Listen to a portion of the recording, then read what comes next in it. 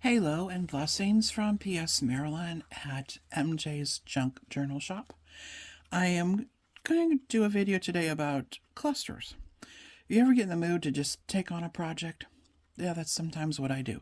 So these I did in the traditional fashion of putting down a piece of cardstock, gluing down pieces of paper, and then I think I did like one main embellishment on each little cluster, that you make, and then you cut them out.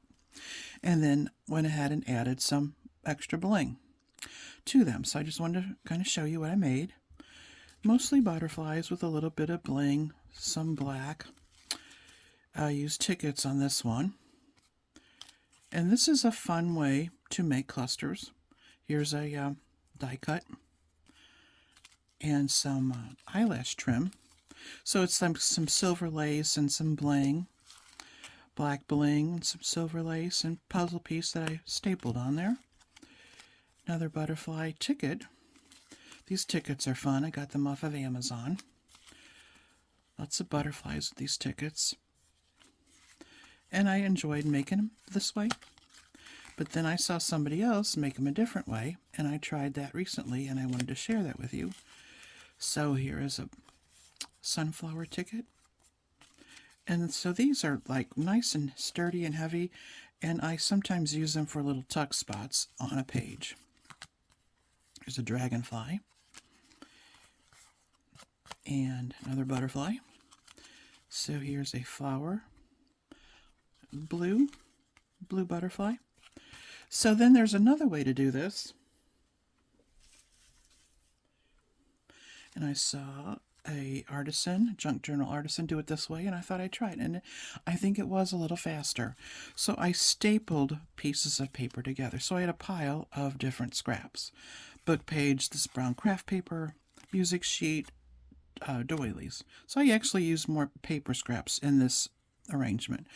And then after I had the base, then I went ahead and embellished them.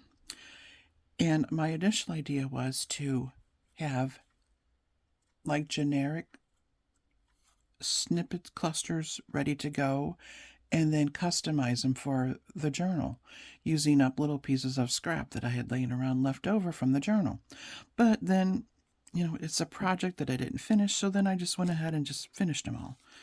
This one needs a little more texture. I decided to make them all the same with the texture, a little bit of bling, a little bit of height from button. So this one I need to add a little bit of texture to, just a little piece of cheesecloth. And a cool way to do that is to kind of squiggle your glue on there and kind of bunch it up, and then you get a nice texture.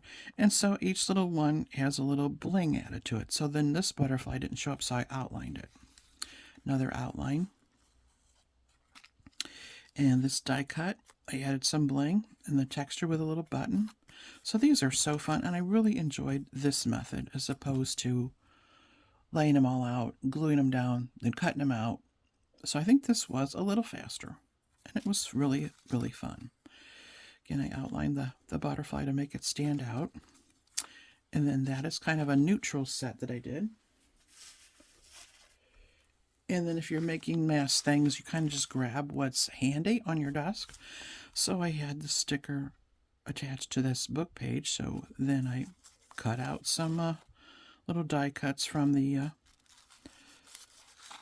painted book page that I put stickers on, and just some little. So this kind of set would go together for a junk journal. I like things to kind of be cohesive. And then here's another set, and this was hand-painted paper that I used. This one doesn't have any texture on it either. Add some. I kind of like it like that. But this was a piece of paper that I just kind of splattered and was playing with the watercolor, and I can cut out some really neat die cuts with that paper and added some bling. This was made from a scrap of like a watercolor painting. I must have been up late. I was just screwing around, messing around. And so then, I used that for a backing and put a little music sheet and a little wooden button and some doily. This one has a little curly cue of a piece of paper. These two turned out to have a little bit of blue on them, pink and blue. And this was a guest check that I tore up. I was running out of pieces of paper, so I just grabbed a guest check. It was handy and made it one of the clusters. Again, I stapled everything together and then attached, and then I kind of glued down the individual scraps so that it wouldn't be, flopping around. But you could let it kind of flop around if you wanted to. So these are two that have turned out to be pink and blue.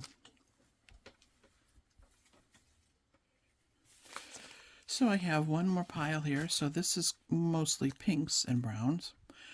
And again, a little die cut with a little piece of bling. This bling is off of like a ribbon bling. And I just cut off little pieces that I need. And it has like a little extra like wire behind it, which I don't mind. I like it.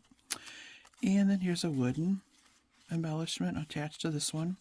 Lots of whimsical ratty-tatty cheesecloth.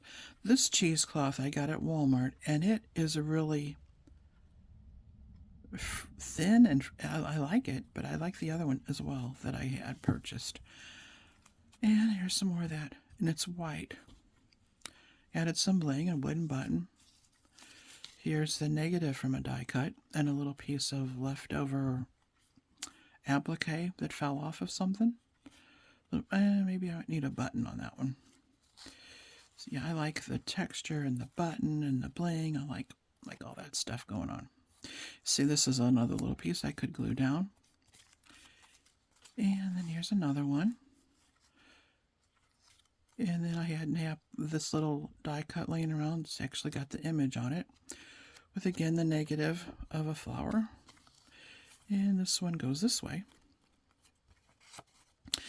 And this could be glued down on a pocket. It's kind of thin. It's too thin to maybe use for a tuck spot, so I might glue that down on a pocket.